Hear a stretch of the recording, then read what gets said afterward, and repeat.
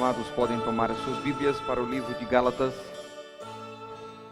capítulo 2. Gálatas, capítulo 2. Nós leremos os versos 19 e 20. Já foi feita a leitura dos versículos 11 a 21. Nós leremos somente os versos 19 e 20.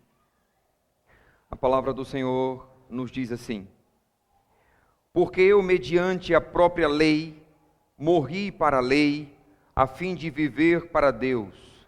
Estou crucificado com Cristo. Logo, já não sou eu quem vive, mas Cristo vive em mim. E esse viver que agora tenho na carne, vivo pela fé no Filho de Deus que me amou e a si mesmo se entregou por mim. Soberano e eterno Deus, graças te damos pelo privilégio que temos de servi-lo, de conhecê-lo, pela liberdade que temos de abrir a sua palavra para meditar na mesma. Ó Senhor, enche-nos de sabedoria. Capacita-me, ó Senhor, a transmitir a tua palavra, que teu Espírito, Senhor, use-me como um instrumento. Capacita, Senhor, cada ouvinte a entender a sua palavra, que só pode ser por meio do teu Espírito, Senhor. O Senhor conhece cada um dos corações presentes, cada um dos que chegaram aqui esta noite. E nós rogamos que o teu Espírito nos dirija, Senhor, nesta mensagem. Oramos em nome de Jesus. Amém. Meus irmãos, há algumas semanas eu trouxe uma mensagem que eu denomino como sendo uma mensagem verificadora dos fundamentos da fé cristã. Naquela ocasião, eu trouxe uma mensagem desafiando-nos a questionarmos quais os termos da fé que nós asseveramos ter ao defender um caráter cristão que nós temos. De fato, somos discípulos. Aquela mensagem não tinha como alvo colocar em dúvida a minha ou a sua fé, mas constatar se de fato eu tenho compreendido o Evangelho e se de fato eu sou um discípulo de Jesus. E então o tema daquela mensagem foi: você é um discípulo de Jesus? Nós respondemos então a esse questionamento à luz das Escrituras, observando o que Deus aponta em sua palavra, delimitando o que é de fato um discípulo de Jesus. Alguns têm sido enganados pelo conteúdo da fé, que estão informando que eu sou um discípulo, e às vezes apontam o ser discípulo como sendo a simples identificação com uma igreja. Já que eu pertenço a uma denominação, eu sou um discípulo. Mas lembre-se que é possível congregar em uma igreja local e até com certa assiduidade e ainda assim não ser um discípulo de Jesus. Isso porque ser discípulo de Jesus vai muito além de uma simples frequência à igreja. Outros talvez podem até identificar-se com Cristo pela razão de ter mudado a forma de vestir-se. E alguém pode até mudar a sua forma de se vestir, mas se o seu interior não for renovado pelo poder do Espírito Santo, tal pessoa será limitada quanto aos termos da sua fé. Isso porque é possível mudar a vestimenta e não ser um discípulo de Jesus. Ser discípulo de Jesus vai muito além de simplesmente erguer a mão em um convite que o pregador fez ao término da sua pregação. Isso porque é possível levantar a mão, mas sem uma clara compreensão da mensagem que o pregador apresentou. Por isso, nós usamos um processo denominado de discipulado para levar a pessoa à clara compreensão dos termos que o Evangelho propõe, para que ninguém esteja enganado, somente fundamentando a sua crença com base no que os outros estão afirmando, não tendo uma convicção própria, uma convicção particular. O apóstolo Paulo disse em Romanos 8, verso 16, que o Espírito de Deus testifica com o nosso espírito que somos filhos de Deus. Ser filho de Deus é uma convicção pessoal e intransferível. Eu não posso transmitir a convicção que eu tenho para outra pessoa, simplesmente com base na minha confiança. Tal pessoa precisa ser municiada pela capacidade que o Espírito Santo produz no coração do pecador, para ele então compreender quais são os termos do Evangelho da salvação em Cristo Jesus. Então nós vimos que o verdadeiro discípulo é aquele que identifica-se com Cristo. É aquele que identifica-se com Cristo e com a sua morte, que se identifica com os preceitos do Senhor. Ser discípulo é identificar-se com a morte e com os preceitos do Senhor Jesus Cristo. Então, para essa pessoa, Jesus, a sua morte e seus preceitos vão muito além de uma simples religiosidade. Seguir a Jesus é muito mais que ter uma simples religião, uma religião mesmo que seja herdada dos pais. Seguir a Jesus é muito mais que simples lavagem cerebral. Seguir a Jesus vai muito além de simplesmente frequentar uma congregação, vai muito além de ser um simples detalhe na vida de um pecador. Jesus torna-se o centro e não está na periferia da vida daquele que se identifica com Ele, com sua morte e com seus preceitos. Então, para aquele que se identifica com Jesus, com sua morte e com seus preceitos, não há outra forma de viver, senão como um discípulo dele.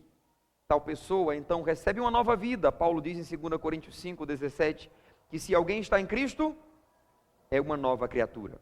As coisas antigas já passaram e eis que tudo se fez novo. E então, nesta nova vida, Cristo se torna o centro. Nas palavras do apóstolo Paulo, o viver para mim é Cristo. Ele é central. E essa vida é claramente identificada pelos que estão à volta desse, que agora tem uma nova vida em Cristo Jesus. Agora, olhando para a declaração que o apóstolo Paulo faz, se você está com sua Bíblia aberta, eu peço que a mantenha, porque vamos seguir passando por alguns versículos. Se você não está com uma Bíblia, você pode acompanhar na projeção que nós vamos estabelecer. Fabinho, reinicia aqui porque está com um problema aqui na tela, por favor. Está dizendo aqui que não pode passar. Vamos entender o contexto que nós temos deste versículo, ou desses dois versículos que nós fizemos a leitura. Destaque para o versículo 20, final do verso 19, início do versículo 20, o apóstolo Paulo afirmou: estou crucificado com Cristo, logo já não sou eu quem vive, mas Cristo vive em mim. Então vamos entender o contexto dessa afirmação que o apóstolo Paulo faz. Primeiro, deixe-me destacar que muitos judeus se converteram à mensagem do Evangelho, receberam a pregação através dos discípulos de Cristo e então responderam àquela mensagem. E uma vez se convertendo ao cristianismo, alguns desses judeus, que muitos deles, há dúvida se realmente entenderam a mensagem do Evangelho, porque estavam abandonando a essência da mensagem que estava sendo pregada, e então esses que haviam agora aderido ao cristianismo, estavam entrando nas igrejas que o apóstolo Paulo estava pregando, e aderindo, ou trazendo outras pessoas, ou trazendo dúvida à mente das pessoas, para que elas, juntamente com a graça que receberam do Evangelho, associassem também os aspectos da lei. Deu problema, a gente vai ficar sem os slides aqui, não sei o que aconteceu, o computador está com algum problema aqui, certo? Ele não consegue passar. Então todas essas informações aqui que eu queria projetar aqui, eu vou somente citar para vocês. Então deixe-me repetir que muitos desses judeus, convertidos ao cristianismo, estavam querendo impor a lei de Moisés a esses que agora haviam aderido à fé cristã. Esses que eram ouvintes de Paulo e de outros discípulos, receberam o evangelho da graça, agora estavam sendo bombardeados, influenciados por uma mensagem que dizia: a graça de Jesus é maravilhosa, mas é necessário um outro componente para a salvação. É necessária a observância dos preceitos da lei. Então, assim como os fariseus e saduceus perseguiram sobremodo Jesus Cristo, nós temos esses que são denominados de judaizantes, como sendo uma pedra no sapato de Paulo. Onde Paulo passava, nas igrejas que ele fundou, onde ele ministrava, ele começou a enfrentar essa turma que estava trazendo esse novo ensino, que ia além do que ele já havia pregado. E então, para os judaizantes, o evangelho estava incompleto, visto que apresentava somente o aspecto da graça. E o aspecto da graça somente não era suficiente. Precisava da observação dos preceitos da lei de Moisés. Então esses judaizantes chegavam às igrejas com o Antigo Testamento ou o livro da lei em mãos. E pressionava esses que haviam aderido ao cristianismo, dizendo: como vocês estão deixando de lado tudo aquilo que vocês vêm recebendo ao decorrer de suas vidas? Porque está aqui a obrigatoriedade da lei para que nós a observemos. Então isso se apresentava como um grande impacto para os antigos e agora judaizantes, mas cristãos. O próprio Paulo ensinava a valorização das escrituras do Antigo Testamento. Então, como responder a um judeu que mostrava no Velho Testamento a necessidade da obrigatoriedade por guardar os preceitos da lei, como por exemplo a circuncisão que Deus havia estabelecido? Aqui lembre-se que esses judaizantes criam em Jesus, mas consideravam o Evangelho como sendo incompleto. A completude do Evangelho dava-se unicamente pela associação de Cristo Jesus, mais a observação da lei de Moisés. Em termos mais simples, os judaizantes ensinavam que a salvação dependia da observância da lei, juntamente com a graça de Jesus, principalmente da circuncisão, que foi algo estabelecido por Deus para separar aqueles que eram de fato associados a Ele, aqueles que de fato tinham um relacionamento com Ele. Deus estabeleceu a circuncisão como esta marca. O que era a circuncisão? Era um corte no prepúcio do pênis de toda criança nascida com 8 anos, ou mesmo outros que aderissem à fé judaica, tinham que também praticar a circuncisão. Era a forma de darem prova de que haviam aderido aos preceitos da lei. Assim, esses judaizantes estão dizendo: esses que se tornaram cristãos também precisam submeter-se a esses preceitos que a lei traz. Irmãos, Paulo denomina essa associação de lei mais evangelho como sendo necessários à salvação, como sendo um outro evangelho, como você pode conferir no versículo 6, se você está com a sua Bíblia aberta aí no capítulo 1. Capítulo 1, versículo 6, o apóstolo Paulo diz o seguinte: admira-me que estejais passando tão depressa daquele que vos chamou na graça de Cristo para outro evangelho. Paulo então denomina esta associação. Eu uno o evangelho de Jesus mais a observação da lei. Paulo diz: isto é um outro evangelho. Não é aquilo que eu já tenho apresentado a vocês. E observa a expressão admiro-me que Paulo traz nesse contexto. Paulo estava admirado. A ideia aqui é de estar surpreso, como aqueles que haviam recebido o evangelho tão claro, estavam agora se deixando levar e convencer-se por este ensinamento errôneo que os faz desprezar o chamado que receberam na graça de Cristo para esse outro evangelho que esses judaizantes estavam apresentando. Irmãos, Paulo os exorta a não se entregarem a isso. Não se rendam a este ensino. No versículo 8, olha um pouco mais abaixo, ele diz que ainda que um anjo vindo do céu pregue um evangelho que vá além do que temos pregado, ele diz: seja anátema, isto é, amaldiçoado. Vocês estão se deixando levar por outro evangelho. Mas mesmo que venha um anjo e pregue um evangelho que vá além do conteúdo que já transmitimos a vocês, seja considerado amaldiçoado. Não é de Deus. Interessante é destacar o nome do livro de Mórmon. Você já pegou um livro de Mórmon? Na capa tem assim: um outro testamento, ou um outro evangelho, um outro testamento de Jesus Cristo. E o conteúdo do livro de Mórmon vai além do que o conteúdo que recebemos nas Escrituras, estabelecido por Deus e temos em mãos. Nós temos no livro de Mórmon a revelação de Joseph Smith. Ele teria recebido a visita de um anjo vindo do céu, Moroni, para entregar-lhe um outro testamento de Jesus. O apóstolo Paulo diz aqui em Gálatas 1:8, mesmo que venha um anjo descido do céu, pregue um evangelho que vá além do que vos tenho pregado, seja anátema, seja amaldiçoado. E esses irmãos estavam aderindo a uma mensagem de conteúdo duvidoso, de conteúdo que excedia os termos essenciais do evangelho que haviam recebido. Do versículo 10 até o versículo 17, o apóstolo Paulo aí no capítulo 1 defende a autoridade do evangelho que ele pregava, o qual eles estavam se afastando. O argumento de Paulo aqui é que ele não estava preocupado em agradar homens, mas agradar a Deus. Então o evangelho que ele pregou, ele mesmo testemunha, eu não recebi e nem aprendi de homem algum, antes foi mediante revelação do Senhor Jesus Cristo. O que Paulo está dizendo aqui? Aquilo que eu entreguei a vocês, ele é pleno, ele é completo. Eu não aprendi de nenhum homem me legou, me transmitiu o conteúdo do evangelho que eu vos transmiti. Antes, eu o recebi mediante uma revelação do próprio Senhor Jesus Cristo. Se ele me entregou o evangelho, nós temos uma clara convicção de que ele é pleno, ele é completo, não há necessidade de que se acrescente algo. Como, pois, vocês estão deixando se envolver por algo que excede os limites do evangelho que inicialmente vos entreguei? É o argumento que Paulo está usando aqui.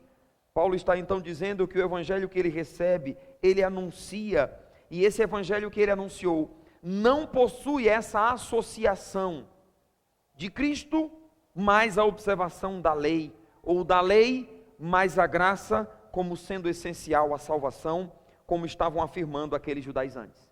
No capítulo 2, se você pode olhar aí para o contexto, Paulo, nesse capítulo 2, o argumento de Paulo é que, em obediência a uma visão, ele desceu até a cidade de Jerusalém.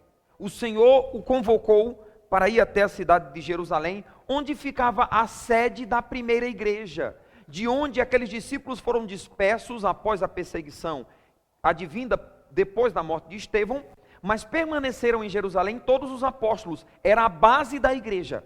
Paulo recebe uma visão e ele então desce até Jerusalém, onde estavam os demais apóstolos, e uma vez chegando ali, ele deu satisfação sobre a forma que ele estava pregando o evangelho para os gentios.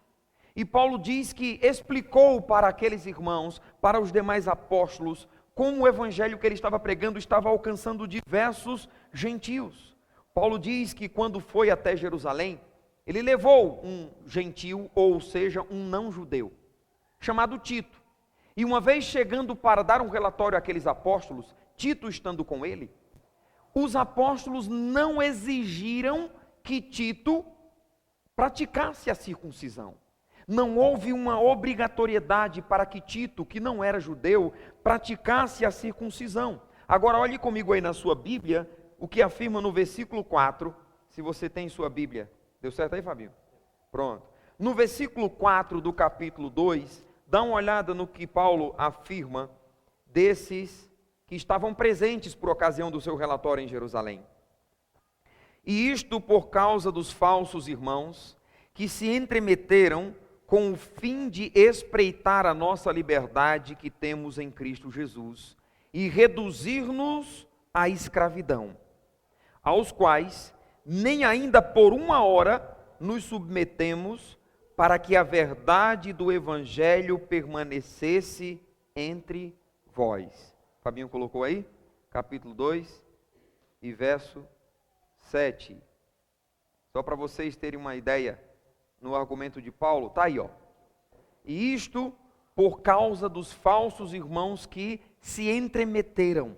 Paulo está dizendo, quando eu fui dar o meu relatório diante dos apóstolos, eles não exigiram que eu obrigasse Tito a praticar a circuncisão, porque lá havia alguns falsos irmãos que estavam se intrometendo. E o que eles queriam fazer com isso? Eles queriam espreitar a nossa liberdade em Cristo Jesus. Paulo diz que, nesse contexto, esses falsos irmãos, que estavam mais observando aspectos de obras da lei, como justificando o homem, do que a graça propriamente dita, ele denomina esses de falsos irmãos, estavam querendo tirar a liberdade que eles tinham conquistado em Cristo Jesus, impondo-lhes certos preceitos que se constituíam cargas, ao invés de avaliadores da fé, ou ao invés de aspectos de aprovação diante de Deus, esses preceitos se tornariam cargas para qualquer gentio. Então a ideia desse termo que aparece aí no versículo, dizendo que eles queriam espreitar a liberdade que tinham em Cristo, a ideia de fazerem uma conspiração para limitar a liberdade que eles tinham em Cristo Jesus. Irmãos, não é muito difícil encontrar mensagens cujo conteúdo tem mais em mente tirar a liberdade das pessoas, reduzindo-as a uma escravidão de observação, de regras e mais regras, do que apontar para ele que em Cristo, através do seu sacrifício, o homem é plenamente livre. O homem tem liberdade, claro, não é uma liberdade com aspecto de libertinagem, mas é uma liberdade com aspecto de reverência e temor vividos diante de Deus. Cristo Jesus nos liberta. Paulo diz: por preço fostes comprados, não vos torneis, pois, escravos de homens. Há homens escravizando pecadores. Há homens cuja descrição que lhes compete seria aquela que Jesus diz aos fariseus: hipócritas fariseus, porque impõem fardos sobremodo pesados sobre os ombros das pessoas, e nem ao menos com a ponta do seu dedo move para ajudar, impondo regras e mais regras, regras e sobre regras, para que as pessoas tenham status de serem aprovadas por Deus, a aprovação diante de Deus, ou a identificação de um verdadeiro discípulo, não está nas muitas regras que ele decorou para observar, mas em compreender que a morte de Cristo se constituiu a sua morte. Ele identifica-se com esta morte, ele vive para Cristo, e isto é suficiente. Não é X, Y, Z, D, B, um livro de regras a ser observado. Então o argumento de Paulo nesse contexto é que os demais apóstolos não exigiram que Tito fosse circuncidado. E quando Paulo usa essa observação, ele está dizendo: se os apóstolos não exigiram que Tito fosse circuncidado, quem são vocês para quererem exigir? Os próprios apóstolos não exigiram, como pois vocês agora querem exigir? O que Paulo quer transmitir à igreja da Galácia é: se os demais apóstolos reconheceram o evangelho que eu recebi, e esse evangelho não incluía esta associação de lei e graça, por que vocês não querem reconhecê-lo? Vocês estão duvidando do meu evangelho, mas os demais apóstolos aprovaram. E Paulo aqui é enfático ao afirmar que os demais apóstolos nada acrescentaram, verso 6, nada acrescentaram ao evangelho que ele pregava, como pois esses judaizantes agora queriam acrescentar. Deixe-me destacar os versos 11 e 12, Paulo diz que chegou a ponto de repreender o apóstolo Pedro, Cefas. Paulo diz: quando porém Cefas veio a Antioquia, resisti-lhe face a face, porque se tornara repreensível. Com efeito, antes de chegarem alguns da parte de Tiago, comia com os gentios. Quando porém chegaram, afastou-se e por fim veio apartar-se, temendo os da circuncisão. Entende o argumento de Paulo aqui? Ele está se dirigindo à igreja da Galácia dizendo: vocês já ouviram falar de Pedro? Ele é reputado como sendo uma coluna da igreja em Jerusalém.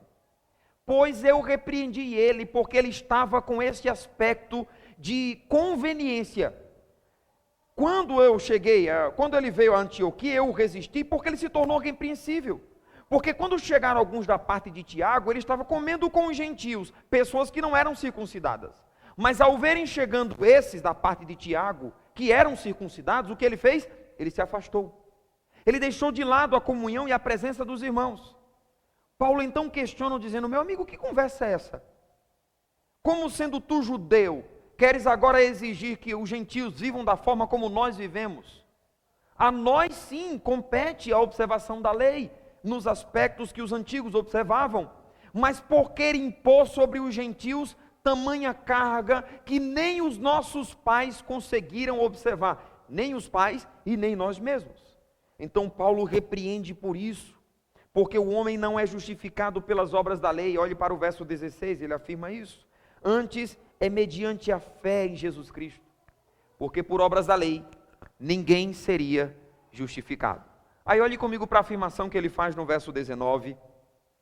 Ele faz uma declaração que eu denomino como sendo comprometedora quanto ao ponto de vista dos judaizantes aqui. Ele diz: mediante a própria lei, morri para a lei, a fim de viver para Deus, estou crucificado com Cristo. Para nós é uma afirmação simples, mas não é para um judeu. Para um judeu, ele está aqui quebrando um paradigma histórico da observância da lei. Paulo diz: para a lei eu morri, mediante a própria lei eu morri. Ele está apontando para a ineficiência de alguém viver para Deus por meio da lei. Ele nunca será aprovado porque ele não tem condições de observar a lei. Então ele diz que a lei o matou, a fim de que ele vivesse para Deus. E aqui está implícito o que ele afirma no capítulo 3, versos 24 a 25, de maneira que a lei serviu de aio para nos conduzir a Cristo, a fim de que fôssemos justificados por fé. Mas tendo vindo a fé, já não permanecemos subordinados ao aio. A palavra que é traduzida aqui por aio, literalmente é paidagogos, de onde vem a expressão em português pedagogo, da expressão pedagogia. E paidagogos, naquele contexto, era um servo à disposição de uma família, responsável por conduzir uma criança até o lugar de estudo. Mais tarde, tomou o status de ser um próprio professor que conduz uma criança ao aprendizado, está ensinando a criança, conduzindo-a ao conhecimento. Então, nesse aspecto, Paulo diz que a lei serviu meramente como um propulsor para o conduzir a Cristo. A lei denunciou a sua incapacidade de guardá-la. A lei denunciou que a miserabilidade do homem fazia-o reprovável, tornava-o incapaz de guardar todos os seus preceitos. Porque se alguém tropeça em apenas um dos mandamentos, as Escrituras dizem que tropeça em todos. Paulo então diz que a lei o conduziu para onde? Para Cristo. Serviu de aio, de algo para conduzi-lo. Irmãos, ele conclui dizendo: eu estou crucificado com Cristo. Que implicações nós temos a partir desta afirmação do apóstolo Paulo? No contexto dessa passagem, aponta para a suficiência da morte de Jesus Cristo para a justificação do pecador e não a simples observância dos preceitos da lei. Quando ele diz: estou crucificado com Cristo, ele está dizendo: eu morri para a lei porque não tinha como ser eficaz na observância dela. E então, quando Cristo morreu, eu me identifiquei com a morte dele e eu agora vivo para ele, porque eu estou crucificado com Cristo. Aí olha o que ele afirma no capítulo 3, versículo 2. Quero apenas saber isto de vós, se dirigindo à igreja da Galácia: recebestes o Espírito Santo pelas obras da lei ou pela pregação da fé? Qual foi a forma que vocês receberam o Espírito Santo? Vocês receberam o Espírito Santo pelas obras da lei ou pela pregação da fé? Irmãos, essa é uma pergunta retórica que Paulo está fazendo aqui. Ou seja, é uma pergunta cuja resposta é lógica. Claro que não foi por meio das obras da lei. Ninguém é justificado pelas obras da lei. Ninguém recebe o Espírito da promessa por meio da observância da lei. Antes, é pela pregação da palavra. A fé vem pela pregação, ou ouvir a pregação da palavra de Cristo. Então Paulo continua o versículo dizendo: vocês são então reputados como sendo insensatos, porque havendo vós começado no Espírito, estão agora sendo aperfeiçoados onde? Na carne. A ideia é: vocês começaram bem, receberam o Espírito Santo pela fé, mas agora vocês querem ser aperfeiçoados na carne. Se você entregou a sua vida a Jesus, recebendo Ele pela fé, você deve continuar vivendo assim. Agradar a Deus não se dá pelo esforço particular de mostrar que eu sou bonzinho. É pela fé. Nossa justificação nunca será por meio das obras. Então, se você é um daqueles que presume que quando o homem peca ele perde a salvação, você está dizendo que a salvação é pelas obras. Você está querendo ser aperfeiçoado por meio da carne. Você está presumindo que é a sua perseverança que lhe garante a salvação. Então se não é a perseverança que garante a salvação, eu vou para o mundo viver na bagaceira, afinal de contas eu sou salvo. Tal pensamento não permeará a mente de uma nova criatura em Cristo, porque temos a mente de Jesus. Os termos do nosso entendimento serão: eu viverei em santificação. Não porque a santificação me proporcionará a salvação, mas porque a santificação me é conveniente pelo simples fato de Deus ser santo e requerer de mim santificação. O motivo que nós temos é este. Não porque santificação nos aprovará diante de Deus em termos da salvação. Outras implicações se estendem a partir desse contexto, quando nós consideramos a extensão do que Paulo diz ao afirmar: estou crucificado com Cristo. Observe que a identidade cristã, irmãos, Paulo diz: não sou eu quem vive, mas Cristo vive em mim. Irmãos, a identidade cristã, ela é manifesta sobre a vida daquele que faz da crucificação de Cristo a sua própria crucificação. Assim, então, considera-se um discípulo de Jesus, crucificado com Ele, não olhando para os termos da lei, para as obras da lei, mas olhando para o sacrifício de Jesus. Isso, então, significa que a identidade cristã, ou seja, ser discípulo de Cristo, vai muito além que simples associação com uma denominação, mesmo que seja de cunho evangélica. Vai muito além de simplesmente uma troca por vestimenta, ainda que vestisse adequadamente, de forma decente, seja coerente ao cristão. Seguir a Cristo é identificar-se com a morte dele, é identificar-se com sua vida e seus preceitos. Irmãos, quantas pessoas pronunciam o nome de Jesus? Quantas pessoas afirmam ser cristãs? Entretanto, suas vidas de longe têm aparência de identificação com Jesus. Pouco, talvez quase nada, possa ser apontado como de fato ligando o testemunho daquela pessoa com Jesus Cristo. Mas em que consiste essa identificação com a morte de Jesus? O próprio apóstolo Paulo deixa claro isto quando afirma, escrevendo aos Coríntios, dizendo: pois o amor de Cristo nos constrange, julgando nós isto: um morreu por todos, e ele morreu para que os que vivem não vivam mais para si mesmos, mas para aquele que por eles morreu e ressuscitou. Aqui está a essência do identificar-se com Cristo. É quando alguém não vive para si mesmo, ele está crucificado com Cristo. Ele vive então para Jesus. O que temos então é Cristo crucificado pelo meu pecado e eu crucificado com Ele para o pecado. É nesse sentido que Paulo está afirmando ser crucificado com Cristo. Amados, a crucificação de Jesus possui implicação direta sobre as nossas vidas. Porque quando nós nos identificamos de fato com Jesus, nós estamos compreendendo para que Ele morreu, para que nós vivêssemos para Ele. Crucificados para o mundo, crucificados para uma vida de libertinagem e de pecados, para vivermos unicamente para Ele. Paulo então aponta para o que seria o resultado lógico advindo desta nova posição que nós ocupamos. Ele diz: já não sou eu quem vive, mas Cristo vive em mim. Se estou crucificado com Cristo, esta é a conclusão lógica.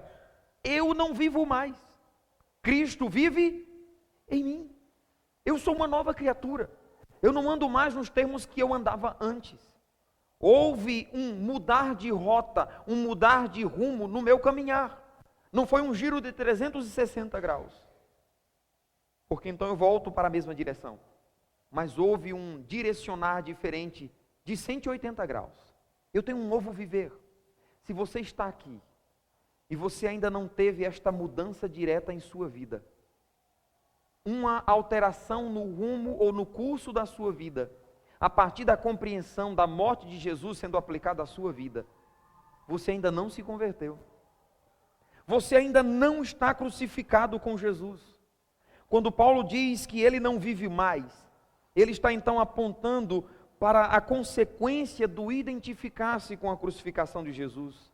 Aquele que identifica-se com Jesus não vive mais, no sentido de que o seu viver já não é de acordo com os seus próprios caminhos, com o seu próprio querer. É o que podemos denominar de crucificação do eu. Irmãos, eu fico lembrando a vida como era regida, ou a minha vida como era regida antes de conhecer Jesus Cristo. Como o meu caminhar era destoante com as Escrituras. Quando Paulo diz, não vivo mais eu. O eu aqui fala da sujeição ao pecado que vivem todos quantos ainda não se identificaram com Cristo. E nessa posição, o homem vive para ele mesmo. Seu alvo é buscar o máximo de prazer com o mínimo de sofrimento. Isso se chama hedonismo. É a busca pelo bem-estar, a parte da suprema fonte, que é o Senhor e a sua palavra. Para esses, não há peso pelo pecado. Eles vivem considerando-se livres. Um estilo de vida fácil de viver, que é regido por eles mesmos e o mundo que os rodeia. Bem distinto daquele que Deus tem estabelecido em sua palavra, cuja marca é a dificuldade, porque é marcado pela renúncia. Jesus disse em Lucas 9:23, se alguém quer vir após mim, negue-se a si mesmo, tome sua cruz e siga-me. Renunciar é a atitude de abster-se de algo prazeroso, quando este algo prazeroso contraria o que são os preceitos do Senhor em sua palavra, que regem o viver daquele que se identifica com Jesus. Não vivo mais eu, mas Cristo vive em mim. Não sou mais regido, dominado pelos desejos de antes. Eu tenho um novo alvo, uma nova cosmovisão, uma visão transformada da vida neste mundo. Viver em um estilo de vida fácil, distante do Evangelho, é fácil, é confortável.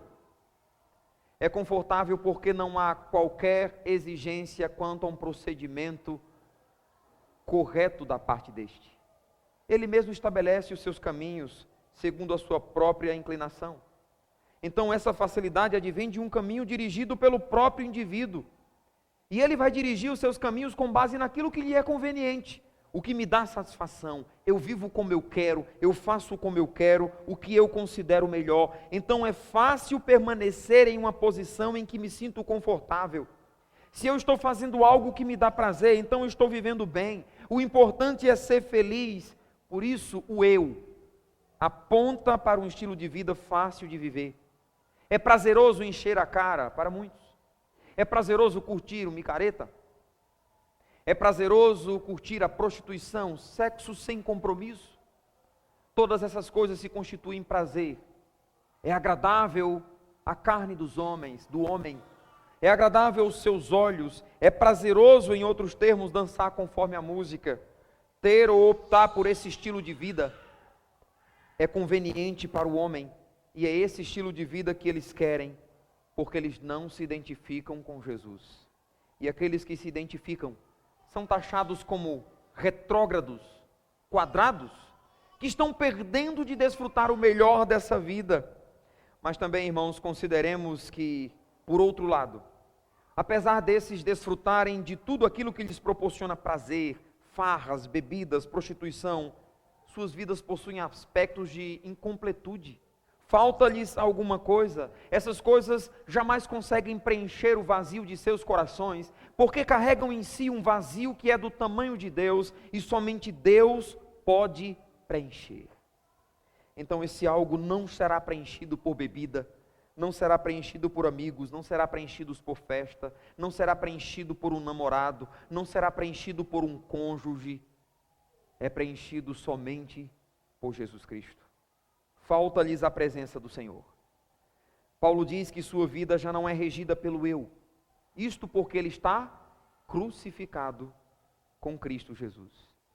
E agora Cristo é que vive nele. Sua vida é regida por Jesus. E sabe, irmãos, a vida regida por Jesus Cristo não é uma vida fácil. É uma vida difícil pela luta constante que temos contra a carne, contra o mundo e contra o diabo. O pecado que tenazmente nos assedia, como diz o escritor aos Hebreus.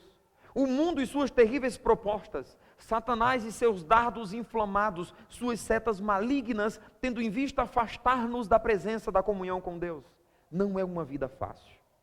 Como Jesus diz, é preciso negar a si mesmo, renunciar, e esse propósito deve ser bem vívido em nossos corações. Nós não devemos viver para agradar a nós mesmos, não devemos viver neste mundo para corresponder com os anseios da nossa carne, nem com as propostas do mundo, nem com as ciladas que Satanás estabelece. Essa era a realidade que Paulo tinha em mente quando ele escreve Filipenses 1, verso 21, dizendo: porquanto para mim o viver é Cristo, e o morrer é lucro. Para mim o viver é Cristo. Irmãos, se de fato Cristo vive em nós, nossas vidas devem ser regidas por Ele. E se de fato nossas vidas são regidas por Ele, significa que Ele tem preeminência em nossa vida. Ele é central e não periférico. Ele é o centro do nosso viver. Todos os nossos propósitos estão condicionados a Ele, de modo que se Ele rege nossas vidas, todo o nosso ser deve ser consagrado a Ele. Quem eu sou, o que eu faço, tudo que eu tenho ou vier a ser, tudo isso é consagrado ao Senhor. Se Ele rege nossas vidas, significa que todas as nossas decisões devem ser submetidas ao crivo do seu agrado. Senhor, Tu és glorificado nesta decisão que tenho tomado. Se Ele rege nossas vidas, todo o nosso testemunho precisa expressar as atitudes e ensinamentos de Jesus. Precisamos de cristãos cuja identificação com Cristo seja claramente perceptível às pessoas que estão à sua volta. As pessoas precisam ver Jesus em nós. Ser discípulo é isso. Em Atos 11, 26 diz que em Antioquia, pela primeira vez, os discípulos foram chamados cristãos, pequenos cristos. O testemunho deles identificava-os como sendo discípulos de Jesus. Irmãos, o nosso testemunho de vida deve denunciar que de fato servimos a Jesus. Não há condições para que aquele que se identifica com Jesus viva como sendo um crente agente secreto, o crente James Bond. Ninguém sabe que ele é crente. Jesus disse que não se pode esconder uma cidade edificada sobre um monte. Não se acende uma luz para colocar debaixo da mesa, mas ela é colocada no alqueire, ela ilumina toda a casa. Assim brilhe também a vossa luz diante dos homens. Esse cristianismo medíocre vivido por muitos que usa a seguinte justificativa: olhe para Cristo, porque eu sou pecador. É incompatível com a declaração de Paulo que diz: sede meus imitadores, assim como eu sou imitador de Jesus Cristo. As pessoas devem ver em nossas vidas, em nossas palavras, em nossos atos, em nossas decisões, em nossos valores, em nossas atitudes, Jesus Cristo. Por quê? Porque eu digo que me identifico com Ele. Eu sou discípulo de Jesus. E o que lhe garante isso? Eu levantei a mão lá na Igreja Batista. Eu sou discípulo de Jesus. E o que lhe garante isto? Eu estou crucificado com Ele. Eu vivo cada dia esforçando-me por expressar a vida dele na minha vida. Então reconsideremos muitas de nossas atitudes, que de longe expressam o caráter de Jesus, implantado em todo aquele que se identificou com a sua crucificação. Se Ele rege a nossa vida, irmãos, nós precisamos fazer a diferença nesse mundo. Somos luz e sal da terra. Se Ele rege nossas vidas, de fato as coisas antigas já passaram, e eis que tudo se fez novo. Se Ele rege as nossas vidas, nós andamos em novidade de vida. No final do versículo 20, o apóstolo Paulo diz: esse viver que hoje tenho, vivo pela fé no Filho de Deus. Eu tenho uma nova vida. De modo que, deixe-me dizer, identifique-se com a morte de Jesus. Você que já é discípulo, mostre isso através de um testemunho irrepreensível. Mostre Cristo em suas palavras, mostre Cristo em suas ações. Mostre Cristo através de uma vida consagrada e plenamente a Ele. Mas se você ainda não identificou-se com a crucificação, identifique-se com Jesus. Creia que a morte dele significa a sua morte para este mundo e uma nova vida cuja marca será a eternidade. A parte disso, sua vida sempre terá aspecto de incompletude. Sua vida sempre será sem sentido. Se você tem buscado sentido para a sua vida, o sentido está em você não viver mais, mas Jesus Cristo viver em você. Para que você, como Paulo afirme, hoje vivo, não mais eu, mas Cristo vive em mim. Amém? Soberano Senhor, graças te damos pelo privilégio de sermos identificados com o Senhor. Mas, Senhor, queremos ser identificados contigo não simplesmente pelo fato de sairmos de nossas casas no domingo à noite com uma Bíblia debaixo do braço. Queremos ser identificados contigo porque expressamos em nosso viver uma mortificação para as coisas deste mundo e uma nova vida espelhando suas atitudes e seus ensinamentos. Ajuda-nos, ó Senhor. Alimenta-nos com a sua palavra, Senhor. O desafio, Senhor, desta noite, não só para esta semana, mas para toda a nossa vida, é vivermos identificados com Cristo Jesus, o nosso Senhor. Abençoe, Senhor, a sua igreja, que espalhe o bom perfume de Cristo, advindo da sua identificação contigo. Ó soberano Senhor, sustenta-nos pela sua graça. Se algum dos teus servos que congregam nesta igreja não tem espelhado o bom testemunho de Cristo Jesus, que o Senhor, ó Deus, revele, para que seja corrigido, exortado e então viva de modo agradável ao Senhor, ou mesmo para ser disciplinado e desligado dos demais que estão espelhando o bom perfume de Cristo, espalhando o bom perfume de Cristo neste mundo. Ó Senhor, queremos ser uma igreja santa, uma igreja pura para a glória do seu nome, porque somos discípulos de Jesus. No nome dele nós oramos agradecidos. Amém.